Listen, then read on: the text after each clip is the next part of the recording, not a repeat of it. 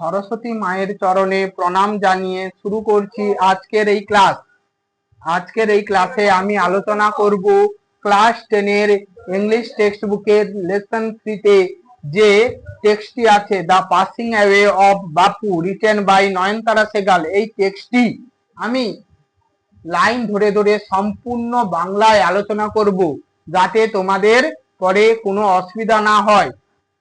মূল আলোচনায় ফিরে আসার আগে সবাইকে স্বাগত জানাই learn in exact way YouTube চ্যানেলে। যারা নতুন তাদের বলবো চ্যানেলটিকে সাবস্ক্রাইব করে উপরে থাকা বেল আইকনটি প্রেস করতে, যাতে নতুন কোনো ভিডিও আপলোড হলে সবার আগে তুমি নোটিফিকেশন পেয়ে যাও। এবং যারা ইতিমধ্যে সাবস্ক্রাইব করে রেখেছো তাদের সবাইকে জানাই অসংখ্য ধন্যবাদ। তো চলো বন্ধুরা শুরু করুন। এবারে আমরা মূল আলোচনায় ফিরে আসছি। মূল আলোচনায় ফিরে আসার আগে আমি এই টেক্সটের টাইটেল সম্পর্কে আলোচনা করি। দেখো, যে কোনো টেক্সটের টাইটেল সম্পর্কে আলোচনা করে নিলে কি হয় বলতো, সেই টেক্সটের কি থিম, কি কনসেপ্ট, অর্থাৎ কনসেপ্ট সম্পর্কে আমরা সম্পূর্ণ অবগত থাকতে পারি, যাতে যখন লাইন বাই লাইন আলোচনা করি, বাংলায় আলোচনা করব, তখন আমরা বুঝতে পারবো যে এটা কিসের সঙ্গে সম্পর্ক, বা এটার সঙ্গে এই স্টোরিটা কিসের সঙ্গে সম্পর্ক, এই স্টোরিটা কিসের জন্য লেখা হয়েছে, এগুলো আমরা বুঝতে পারবো। এবং এই টাইটেলটি সম্পর্কে আলোচনা করে নিলে কি হয়, আমাদেরই পড়তে সুবিধা হয়। এই জন্য প্রথমে আমি টাইটেলটি আলোচনা করছি, দা পাসিং অ্যাওয়ে। পাস অ্যাওয়ে কথার অর্থ কি? ডাই। পাস অ্যাওয়ে এটা ফ্রেজাল ভার্ব একটা, ডাই। তাহলে ডাই কথার অর্থ কি? মৃত্যু। দা পাসিং অ্যাওয়ে অফ বাপু। বাপু কথার অর্থ বাপু। বাপু বলতে আমরা সাধারণত কাকে বুঝি? মহাত্মা গান্ধীজিকে। বাপু বলতে আমরা মহাত্মা গান্ধীজিকে। তাহলে দা পাসিং অ্যাওয়ে অফ বাপু অর্থাৎ বাপুর মৃত্যু। তাহলে এই টেক্সটটি পড়ে আমরা কি ধারণা পাবো, যে বাপুর মৃত্যু এবং তার এই মৃত্যুর ফলে কি সারা দেশে সারা ভারতবাসীর মনে কি প্রভাব পড়েছে, সেই সম্পর্কে আমরা এই টেক্সটটি সম্পর্কে জানতে পারবো। তাহলে আমরা যখন লাইন বাই লাইন অ্যানালাইসিস করব, তখন কি এই টেক্সটের যখন প্রতিটি লাইন ধরে ধরে আলোচনা করব, তখন কি এটার সঙ্গে সম্পর্ক একটা থাকবে, এবং আমরা বুঝতে পারবো যে এটা কার সম্পর্কে? বাপুর মৃত্যু সম্পর্কে। যে বাপুর মৃত্যুর এফেক্ট আমাদের উপর কি পড়েছিল। আমরা সবাই জানি মহাত্মা গান্ধী একজন স্বাধীনতা সংগ্রামীদের মধ্যে অন্যতম। তিনি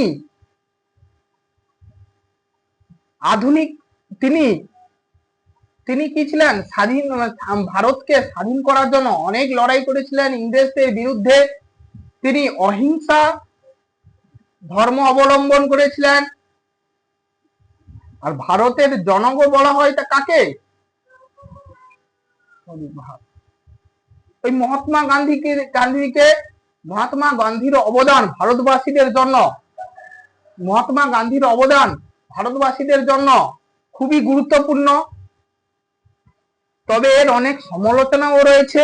তবে সমস্ত সমালোচনা এড়িয়ে আমরা বলতে পারি মহাত্মা গান্ধী একজন খুব মহান মানুষ ছিলেন, যার জন্য হয়তো আমরা স্বাধীনতা উপভোগ করছি, স্বাধীনতার আনন্দে স্বাধীনতার জীবন কাটাতে পারছি। এছাড়াও তার সঙ্গে অনেক স্বাধীনতা সংগ্রামীও ছিলেন, কিন্তু মহাত্মা গান্ধীর কথা যেহেতু এই টেক্সটে বলা হয়েছে, তাই মহাত্মা গান্ধীর কথা বলছি আমি। মহাত্মা গান্ধীর সঙ্গে অনেক বিপ্লবী স্বাধীনতা সংগ্রামী ছিল। নেতাজি সুভাষচন্দ্র বোস থেকে শুরু করে ভগৎ সিং, সবাই কিন্তু আমাদের দেশের জন্য অন্যতম। দেশের জন্য তাদের প্রাণও বলি দিয়েছিল। তো চলো এই টেক্সটটি আমরা পড়ি। এবারে প্রথমে আমরা অথার সম্পর্কে জেনে নিই। নয়নতারা সেগাল। এই অথারকে নয়নতারা সেগাল। 1927 সালে কে নয়নতারা সেগাল জন্মগ্রহণ করেছিলেন। Is one of the first female Indian writer in English. তাহলে is one of the first female, একজন প্রথম তিনি ছিলেন প্রথম ভারতীয় লেখিকা, রাইটার, ফিমেল রাইটার, তিনি প্রথম ভারতীয় লেখিকা ইন ইংলিশ, ইংরেজিতে প্রথম ভারতীয় লেখিকা কে ছিলেন? Nayantara Sahgal. To receive wide recognition, যিনি কি করেছিলেন? অনেক সম্মান অর্জন করেছিলেন, সম্মান সুখ্যাতি অর্জন করেছিলেন আমাদের মহিলা কবি Nayantara Sahgal. Her fiction deals with India's response, তার ফিকশন, তার এই যে সাহিত্যগুলো কিসের সঙ্গে ডিলস করে? Response to crisis broad about political changes, এই যে ভারতবাসীর ওপর যে সমস্যাগুলি এসেছিল, যে প্রভাব পড়েছিল, কিসের জন্য? এই যে রাজনৈতিক পরিবর্তনের ফলে যে সমস্ত সমস্যাগুলি এসেছিল, সেইগুলো আমরা নয়নতারা সেহগালের বিভিন্ন সাহিত্যের মধ্যে দেখতে পাবো। সি ওন দা সাহিত্য একাডেমি অ্যাওয়ার্ড ইন 1986, তিনি পেয়েছিলেন সাহিত্য একাডেমি অ্যাওয়ার্ড 1986 সালে ফর হার নোবেল, তার নোবেল রিচ লাইগাস, অর্থাৎ তার নোবেল রিচ লাইগাস এর জন্য 1986 সালে তিনি সাহিত্য একাডেমি অ্যাওয়ার্ড পেয়েছিলেন। তাহলে আমরা এখানটায় থেকে অথার সম্বন্ধে জানতে পারলাম। এরপরে আসি এই টেক্সটটি কিসের? এই টেক্সটটি পড়ে আমরা কি বুঝতে পারবো সেটা সম্পর্কে আমরা জানবো এবারে।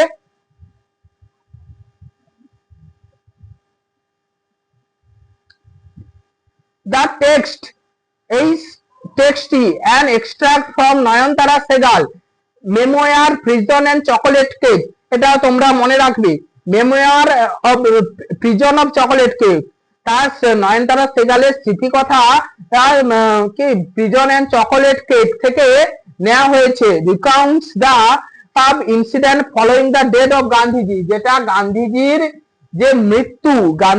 যে মৃত্যু সেটা আমাদের বর্ণনা করে। ইট ভিভিডলি ডেসক্রাইব, এটা খুব ভালোভাবে ডেসক্রাইব করে, খুব বিশদে বর্ণনা করে। Not only the author's personal sense of loss, শুধুমাত্র যে কবি, এই যে মহিলা কবি কে? নয়নতারা সেহগাল, এই নয়নতারা সেহগালেরই হারিয়ে যাওয়ার বেদনা প্রকাশ করেন, অর্থাৎ গান্ধীজিকে যে তিনি একাই হারিয়েছেন এর বেদনা তিনি প্রকাশ করেননি অথার এর মাধ্যমে। But also the collective grief of the entire nation at the passing away of Mahatma Gandhi, এই যে পুরো নেশন, পুরো জাতি সমগ্র কি করেছে? মহাত্মা গান্ধীকে হারিয়ে যে একটা বিরাট সম্পদ হারিয়েছে, বিরাট অনেক বড় কিছু জিনিস হারিয়েছে, সেটা যেটা হয়তো আর কেউ পূরণ করতে পারবে না, সেই কথাটা এর মাধ্যমে বোঝাতে চেয়েছেন কে? নয়নতারা সেহগাল। এই স্টোরিটা বললে আমরা উভয় দিকই পাবো, যে শুধুমাত্র অর্থারের পার্সোনাল লসের কথা না, সারা ভারতবাসীর কথাও তিনি উল্লেখ করেছেন, যে ভারতবাসী কি হারিয়েছে সেই কথাটা উল্লেখ করেছে। এই লেসনটি আমরা, এই অধ্যায়টি আমরা 3টি পাঠে আলোচনা করব। এখানটায় দেখতে পাবে তোমরা টেক্সট বইতে ইউনিট 1, ইউনিট 2 এবং ইউনিট 3, অর্থাৎ 3টি পাঠেই তোমাদের আছে। 3টি পাঠের উপরে 3টি ভিডিও আমি আপলোড করব আমার এই ইউটিউব চ্যানেলে। তোমরা চাইলে learn in exact way YouTube চ্যানেলে আমি একটা প্লেলিস্ট তৈরি করেছি ক্লাস 10 বলে, সেইখানটায় ক্লিক করলে সমস্ত 10 এর ক্লাসগুলি করে আসতে পারো। তোমরা ধৈর্য ধরে ক্লাসগুলি করবে, আমি আশা করছি তোমাদের ভালো লাগবে এবং হেল্পফুল হবে। তো চলো আজকে ইউনিট 1টা আমি আলোচনা করছি। ইউনিট 1 আলোচনা করার পূর্বে আমি যে কোনো text line by line analysis এবং বাংলায় আলোচনা করার পূর্বে আমি প্রথমে তার কি করি? রিডিংটা পড়ে নিই, যাতে তোমাদের কোনো অসুবিধা না হয়। দেখো, রিড দ্য ফলোইং, এবারে আমি পড়া শুরু করছি। I was having tea at home on the evening of 30 January 1948 when I was called to Birla House by an urgent telephone. Gandhiji had been shot on his way to a prayer meeting. I was numb with shock as I got into the car. At the Birla House, Gandhiji's relatives and followers had gathered round his body. There was silence in the room as Gandhiji breathed his last. Words of Bapuji's death had spread through Delhi like a flame fanned by wind. Sad groups of men and women had collected around Birla House. Out of every window one could see a brown blur of faces.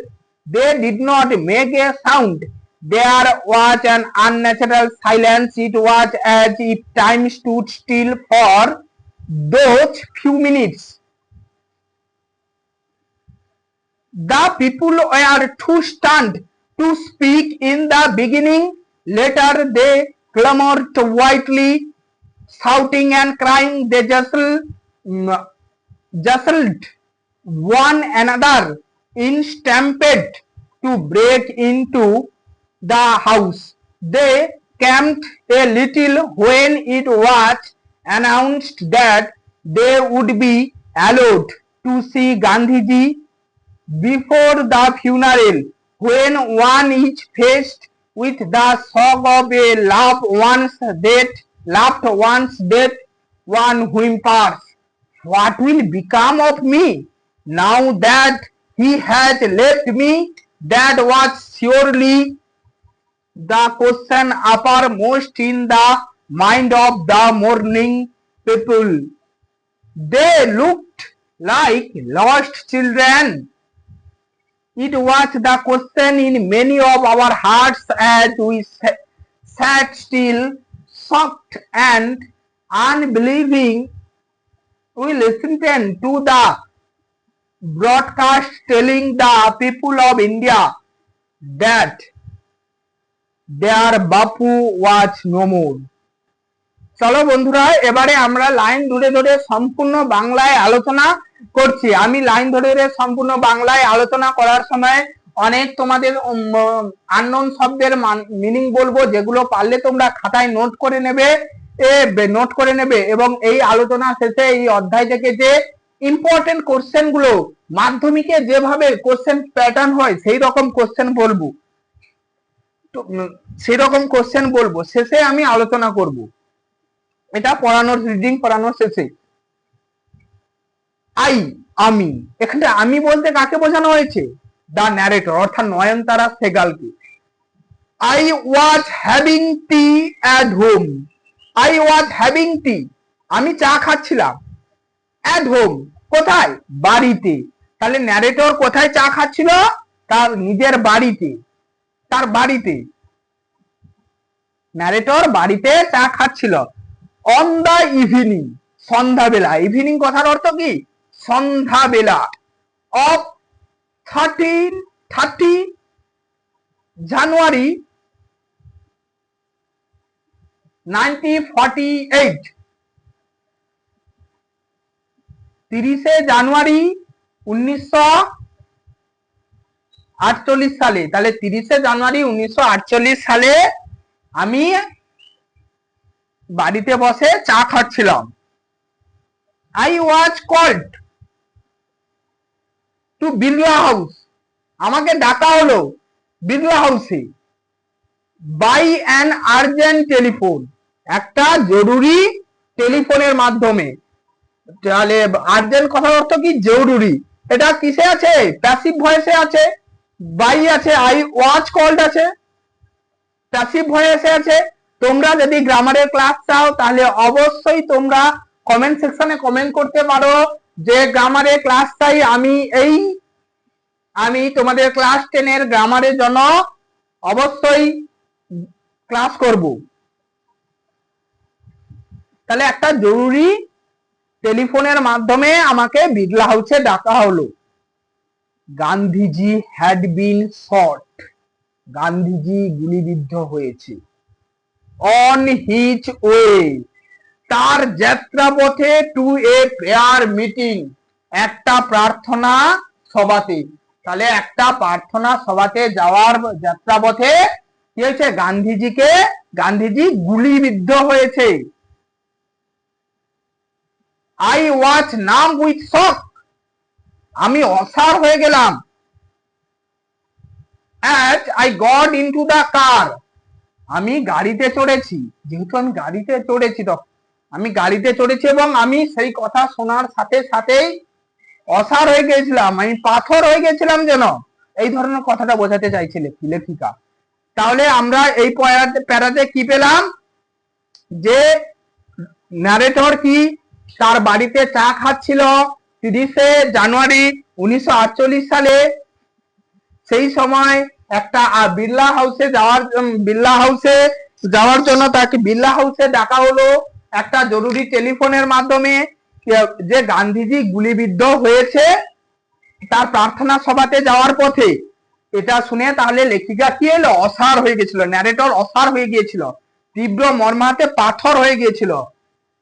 At the Birla হাউসে গান্ধীজির relatives, গান্ধীজির আত্মীয় স্বজনরা, relatives কথার অর্থ কি আত্মীয় স্বজন, এন্ড ফলোয়ার্স অনুগামীরা, হ্যাড গ্যাদার শব্দের অর্থ কি জড়ো হওয়া, আর গ্যাদার্ড কথার অর্থ কি জড়ো হয়েছিল। তাহলে গান্ধীজির আত্মীয় স্বজন এবং অনুগামীরা জড়ো হয়েছিল। রাউন্ড হিজ বডি, তার দেহটাকে ঘিরে নিয়েছিল, অর্থাৎ গান্ধীজির বডিটাকে ঘিরে নিয়ে জড়ো হয়ে গিয়েছিল। There was silence in the room, silence কথার অর্থ কি নিস্তব্ধতা, নীরবতা, সেই ঘরের মধ্যে নীরবতা, নিস্তব্ধতা ছিল। অ্যাজ গান্ধীজি ব্রিথেড অ্যাট লাস্ট, যখন গান্ধীজি শেষ নিঃশ্বাস ত্যাগ করেছিল, যখন গান্ধীজি শেষ নিঃশ্বাস ত্যাগ করেছিল। ওয়ার্ডস অফ বাপুজি's ডেথ, বাপুজির মৃত্যুর খবর হ্যাড স্প্রেড থ্রু, ছড়িয়ে পড়েছিল, দিল্লিতে ছড়িয়ে পড়েছিল। লাইক এ ফ্লেম, একটা অগ্নিশিখা, ফ্যান্ড বাই উইন্ড, বাতাসে একটা অগ্নিশিখা ধরলে যেমন ছড়িয়ে পড়ে, ঠিক তার মৃত্যু সংবাদও ঠিক সেইভাবে বাপুর মৃত্যু সংবাদও গোটা দিল্লিতে ছড়িয়ে পড়েছিল। অর্থাৎ এর মাধ্যমে লেখিকা আমাদের বোঝাতে চাইছে যে বাপুর মৃত্যু সংবাদটা খুব দ্রুত এই দিল্লি শহরে ছড়িয়ে পড়ে গেছিল। Sad groups of men and women, দুঃখী পুরুষ এবং মহিলার দল had collected around Birla House, Birla হাউসের চারিদিকে জড়ো হয়ে গিয়েছিল। কালেক্টেড, জড়ো হয়ে যাও, বিড়লা হাউসের চারিদিকে জড়ো হয়ে গিয়েছিল। আউট অফ এভরি উইন্ডো, প্রত্যেকটি জানলা দিয়ে ওয়ান কুড সি, একজন দেখতে পাচ্ছিল, a brown blur of faces, একটা বাদামি স্পষ্ট মুখের অবছায়া, বাদামি অস্পষ্ট মুখের অবছায়া। ব্লার অর্থাৎ কোথার কি, ভারতীয়রা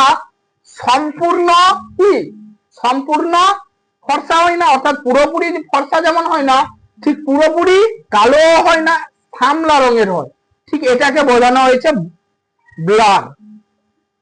ব্লার, অস্পষ্ট বাদামি ছায়া। They do not make a sound, তারা কেউই শব্দ করছিল না। There was an unnatural sound, সেখানে একটা অস্বাভাবিক নীরবতা বিরাজ করছিল। তাহলে দেখো বন্ধুরা, যেখানে অনেক মানুষ জড়ো হয়েছে, চারিদিকে তার বাড়ির চারিদিকে, বিড়লা হাউসের চারিদিকে মানুষজন জড়ো হয়ে গেছে, তার গান্ধীজির দেহকে ঘিরে তার আত্মীয় স্বজন এবং রিলেটিভসরা এসেছে, অনুগামীরা এসেছে, এত মানুষের ভিড়, কিন্তু সেখানটা একটাও শব্দ হয়নি।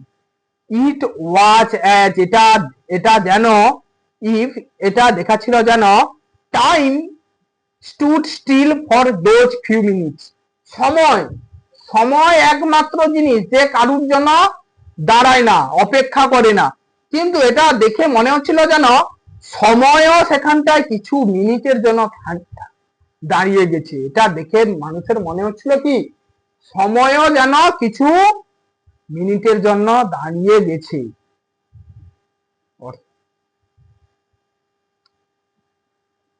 সময়টা থমকে গেছে যেন সেখানটা। তাহলে আমরা কি দেখলাম যে বিড়লা হাউসে গান্ধীজির দেহ ঘিরে চারিদিকে তার অনুগামী এবং রিলেটিভসরা জড়ো হয়ে গেছে, এবং তার এই যে মৃত্যু সংবাদটা কি চারি দিল্লিতে একটা অগ্নিশিখার মতো খুব দ্রুত র্যাপিডলি ছড়িয়ে পড়ে গেছে, এবং বাপুর এই মৃত্যুর খবরটা আর খুব দুঃখী পুরুষ এবং মহিলার দল তার বিড়লা হাউসে চারিদিকে জড়ো হয়েছে, আর প্রত্যেকটি জানলার ফাঁক দিয়ে ভারতবাসীদের মুখ, অর্থাৎ এখানটায় বলা হয়েছে ব্রাউন ব্লোর ফেস, অর্থাৎ বাদামি রঙের যে অস্পষ্ট মুখের ছায়া, শ্যামলা বর্ণের যে মুখের ছায়া সেগুলো দেখা যাচ্ছে। কিন্তু মজার ব্যাপার হলো, কিন্তু এখানটা একটা চমকপ্রদ ব্যাপার হলো যে তারা কেউই কোনো শব্দ করছে না, একটা অস্বাভাবিক নীরবতা বিরাজ করছে। এটাই হলো বড় কথা, যে বাপুজির প্রতি যে তাদের কত শ্রদ্ধা আমরা এখানটায় দেখতে পাচ্ছি। সময় যে কারুর জন্য অপেক্ষা করে না, সেই সময়কেও যেন এখানটায় হার মানিয়ে দিয়েছি মনে হচ্ছিল লেখিকার, যেন যে সময় যেন এখানটায় দাঁড়িয়ে, সময় যেন এখানটায় কি হয়েছে, কিছুক্ষণ দাঁড়িয়ে গেছে, কিছুক্ষণ থমকে গেছে। দা পিপুল আর টু স্ট্যান্ড, মানুষজনেরা স্তব্ধ, to speak in the beginning, প্রথম দিকে বাক্যহারা, অর্থাৎ কথাই বলতে পারছিল না, মানুষজনেরা এতটা স্তম্ভিত হয়ে পড়ে গেছিল যে প্রথম দিকে বাক্যহারাই হয়ে গেছিল। লেটার, তারপরে দে ক্লেমর্ট, তারপরে তারা চিৎকার, তারা ডিমান্ড লাউডলি, তারা উচ্চস্বরে তারা যেন গোলমাল শুরু করে দিয়েছিল, ওয়াইডলি তারা গোলমাল শুরু করে দিয়েছিল, শাউটিং চিৎকার করা শুরু করেছিল, ক্রাইং ক্রাইং কান্না করা শুরু করেছিল। তাহলে ক্লেমার্ট কথাটা কি, ডিমান্ডেড লাউডলি, অর্থাৎ কিছু জোরে জোরে দাবি করছে। কি দাবি করছিল আমরা পরে দেখতে পাবো, যে গোলমাল করা শুরু করছিল। শাউটিং কথার অর্থ কি, চিৎকার করা, হই হুল্লোড় করা, ক্রাইং কান্না করা। দে জাসল্ট, জাসল কথার অর্থ কি, forced one way by pushing, একে অপরকে ধাক্কা ধাক্কি দেওয়া, অর্থাৎ তারা একে অপরকে ধাক্কা ধাক্কি করছিল, একে অপরকে ঠেলাঠেলি করছিল। ইন এ স্ট্যাম্পেড, এবং কি দিশেহারা ভাবে ছুটোছুটি করছিল। To break into the house, break কথাটি অর্থ কি, ভাঙা। তারা সেই বাড়ির ভেতরে ঢুকবে বলে, প্রবেশ করবে বলে কোন রকম সেই চারিদিকে দিশেহারা হয়ে কি করছিল, ঘরের ভিতর ঢোকার জন্য ছুটোছুটি করছিল। দে ক্যাম্পড, ক্যাম্প কথা হচ্ছে শান্ত, দে ক্যাম্পড লিটিল, তারা কিছু সময়ের জন্য শান্ত হলো। হোয়েন, যখন, ইট ওয়াজ অ্যানাউন্সড, এটা ঘোষণা করা হলো। অ্যানাউন্সড কথাটা ঘোষণা করেছিল, যখন এটা ঘোষণা করা হলো, দ্যাট যে দে উড বি অ্যালোড, তারা অনুমতি পাবে, টু সি, দেখতে, গান্ধীজিকে দেখার অনুমতি পাবে, বিফোর দা ফিউনারেল, অন্ত্যেষ্টি ক্রিয়ার আগে, অর্থাৎ অন্ত্যেষ্টি ক্রিয়ার আগে তারা যখন গান্ধীজিকে দেখতে পাবে, তারা কিছুটা শান্ত হয়েছিল। When one is forced with the shock of a loved one state, যখন one is faced, যখন একজন মুখোমুখি হয় আর একজনের মৃত্যুর মুখোমুখি, অর্থাৎ কেউ যখন প্রিয়জনের মৃত্যুর মুখোমুখি হয়, তখন কি ওয়ান হুইম্পার্স কথার অর্থ কি, মেক্স লো ক্রাইং নয়েজ, অর্থাৎ ধীরে ধীরে লো ভয়েসে এবং নিজের মনের মধ্যে গুমড়ে অর্থাৎ ফুঁপিয়ে কাঁদা, এই যে ওয়ান হুইম্পার্স অর্থাৎ ফুঁপিয়ে কেঁদেছিল। What will become me now, এখন আমার কি হবে, that he has left me, যেহেতু সে আমাকে ছেড়ে চলে গেছে, তো এখন আমার কি হবে। আমাদের সবার মনে এই কোশ্চেনটা আছে না, যে আমাকে সে ছেড়ে চলে গেছে, আমার এখন কি হবে। This was surely the question uppermost in the mind of the morning people, this was surely, এটা নিশ্চিতভাবেই, দ্য কোশ্চেন, এটা নিশ্চিতভাবে, এটা নিশ্চিত যে সেই প্রশ্নটি আপার মোস্ট ইন দ্য মাইন্ড, সেই সমস্ত মানুষদের মনে উদিত হয়েছিল, অফ দ্য মর্নিং, সেই শোকার্ত মানুষজনের মনের মধ্যে এই প্রশ্নটা নিশ্চিতভাবে প্রথমেই উদিত হয়েছিল। দে লুকড লাইক, তাদের দেখাচ্ছিল যেন লস্ট চাইল্ড, অসহায় ছেলেদের মতো, অসহায় শিশুদের মতো। It was the question in many our heart, এটা আমাদের হৃদয়েও এই একই কোশ্চেন ছিল, আমাদের মতো অনেকেরই হৃদয়েও একই কোশ্চেন ছিল। অ্যাজ উই স্যাড, যেহেতু আমরা বসেছিলাম, স্টিল শকড, স্তম্ভিত হয়ে, অ্যান্ড আনবিলিভিং, অবিশ্বাসী হয়ে, উই লিসেনড, আমরা শুনছিলাম, টু এ ব্রডকাস্ট টেলিং, আমরা শুনতে পেলাম, টু এ ব্রডকাস্ট টেলিং, একটা বেতার সম্প্রচারণের মাধ্যমে যেটা বলছিল, দ্য পিপল অফ ইন্ডিয়া, ভারতবাসী, দ্যাট যে দেয়ার বাপু, তাদের বাপু, ওয়াজ নো মোর, আর নেই। নো মোর কথাটি অর্থ কি? আর নেই। অর্থাৎ এর মাধ্যমে কি বোঝা যাচ্ছে? তাদের বাপু মৃত্যু হয়ে গেছে। তো বন্ধুরা, আমি এরপরে বলেছিলাম এটির লাইন বাই লাইন অ্যানালাইসিস, অর্থাৎ লাইন ধরে ধরে বাংলায় সম্পূর্ণ আলোচনা করার পর আমি কি করব, এর এই অধ্যায় থেকে কি কি কোশ্চেন আসতে পারে সেগুলো আলোচনা করব। এবং এই রকম কোশ্চেন প্যাটার্ন মাধ্যমিকে, তোমরা যারা মাধ্যমিক দেবে তাদের মাধ্যমিকেও ইম্পর্টেন্ট আছে, মাধ্যমিকেও এই ধরনের কোশ্চেন প্যাটার্ন পড়ে। দা পাসিং অ্যাওয়ে অফ বাপু, নয়নতারা সেগাল, এটা মুখস্থ করে রাখবে, লেখিকার নামটা মুখস্থ করে রাখবে তোমরা। ন্যারেটর ওয়াজ হ্যাভিং, কি ন্যারেটর কি খাচ্ছিল? টি, এরকম অনেক অপশন দেওয়া থাকতে পারে, মাল্টিপল চয়েস কোশ্চেন দিতে পারে, MCQ question, choose the correct alternative to complete following sentences, এরকম কোশ্চেন অবশ্যই দেবে যদি এই সিনটা পড়ে, এই সিন থেকে এরকম প্রশ্ন দেয় প্রায়।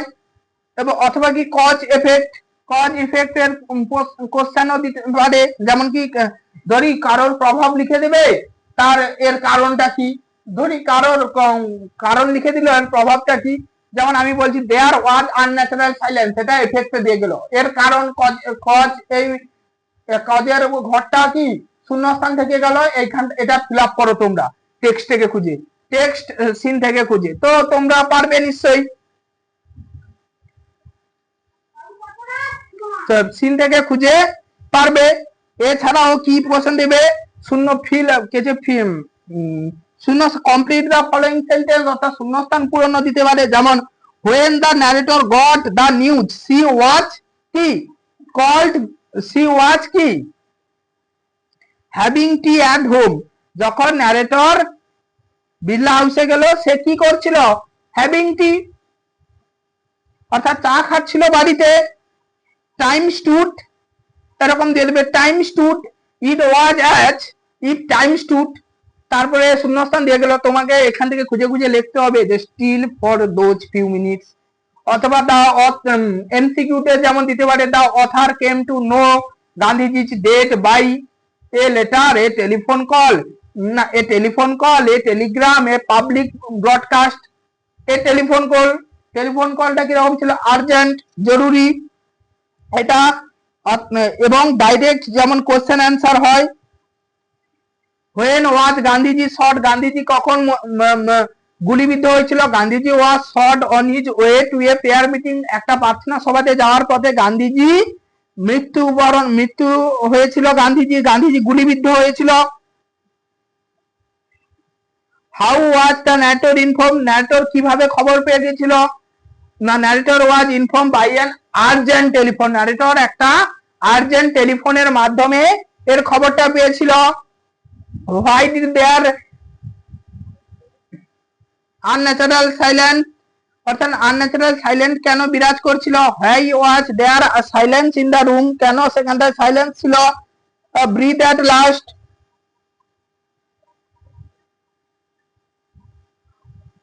এছাড়াও what is the Bapu's date compared, বাপুর ডেট কে কার সঙ্গে কম্পেয়ার করা হয়েছে, না ফ্লেমের সঙ্গে কম্পেয়ার করা হয়েছে। তোমরা আমি বলেছিলাম ফ্লেম এটা ইম্পর্টেন্ট লাইন, এটা মনে রাখবে সর্বদা। Flame, flame fanned by wind. Why could not the people speak in beginning, মানুষজনেরা কেন বলতে পারছিল না? না the people could not speak in the beginning as they are were stunned. এই ধরনের কোশ্চেনও পড়তে পারে। এছাড়াও ট্রু ফলসের কি পড়বে? ট্রু ফলসের দিয়ে কোশ্চেন পড়তে পারে। ট্রু ফলস আর সাপোর্টিং স্টেটমেন্ট, ট্রু ফলস লিখতে হবে আর সাপোর্টিং স্টেটমেন্ট মার্ক, এটার জন্য 2 মার্ক থাকবে। তোমাদের মাধ্যমিকে সর্বদা দেয় এই ধরনের কোশ্চেন। যেমন কি the people could not speak in the beginning as they are so stunt, এটা এই বাক্যটা দিয়ে দিল, এটা কি হবে? ট্রু। দেখে দেখে লিখে দিতে হবে। The people are too stunt, এটা মানে কোন ট্রু ফলস কথার অর্থ কি? যদি সেই বাক্যটি সত্য হয়, যে এই বাক্যটি সত্য, তুমি কি দেখে যাচাই করলে, সেই বাক্যটা তুলে দিলেও হয়ে যাবে। বুঝতে পারলে? যদি তোমরা এই সমস্ত কোশ্চেন অ্যান্সারের ভিডিও চাও, কোশ্চেন অ্যান্সারের উপরে ক্লাস চাও, তবে অবশ্যই তোমরা কমেন্ট সেকশনে কমেন্ট করতে পারো যে ক্লাস, যে